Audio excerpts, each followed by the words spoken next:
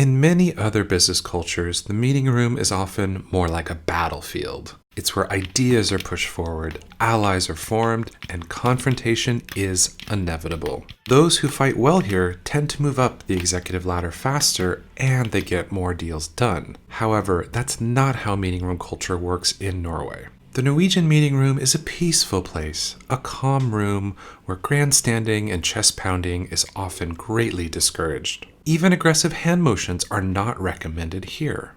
This was tough for an American. I am, after all, more used to unfurling my feathers, much like a peacock, across the conference room table to make my point. However, in Norway, you don't see much peacocking in the meeting room. The scene is much more similar to a flock of extremely polite songbirds, all chirping in agreement. Conversations are structured and well balanced between the participants, with no single participant getting a larger share of the agenda. This happens regardless of seniority in the organization. In the flat hierarchy of the Norwegian organization, everyone has equal say. A good Norwegian boss will try to guide the conversation and let the participants work it out among themselves. So it's common for them to survey the room often and ask if anyone has any additional thoughts on a subject. But given Norwegians' shy nature, they almost never do, or at least they feel their potentially disruptive thoughts are not worth sharing. Meetings in Norway start exactly on time, as Norwegians value punctuality. To keep a meeting attendee waiting is considered a great disrespect. Those who deliver work on time and show up for those meetings on time earn extra prestige in the workplace. At the same time, arriving early to a meeting is also discouraged, as this can create additional stress for the meeting host. They'll worry about having to entertain you until the meeting starts and the other participants are ready. In Norway, meetings also end exactly on time and typically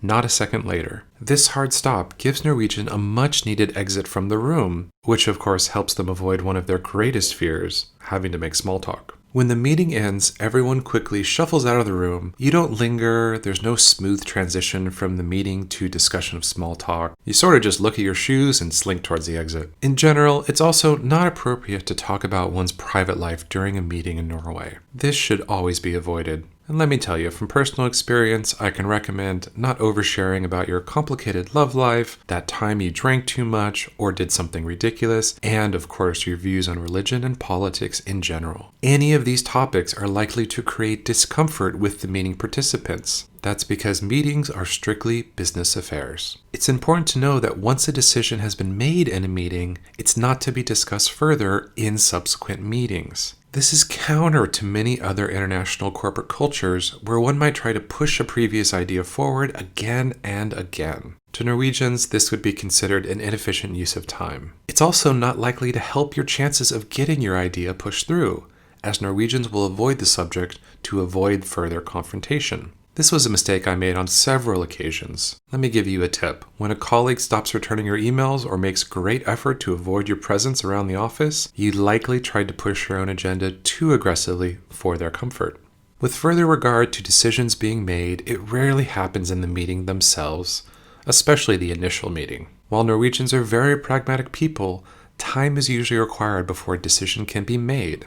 For large business deals, expect to have to meet several times before pushing through a proposal or a contract. Norwegians actually prefer to have many meetings on a subject to ensure there's adequate consensus among the team. That means there's a lot of meetings in Norway. I have personally sat in on several meetings that were solely focused on planning the next meeting. Meetings within meetings creates a bit of a meeting inception, but that's just how things get done in Norway.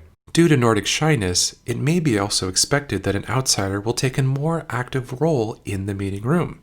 A Norwegian colleague once candidly shared with me that they loved it when an American was in the meeting because they provide, quote, much needed entertainment. That makes a lot of sense. As Americans, we generally view meetings, presentations as a more theatrical opportunity to sell oneself. This does allow for a bit more exotic behavior, such as telling jokes or dominating some of the conversation.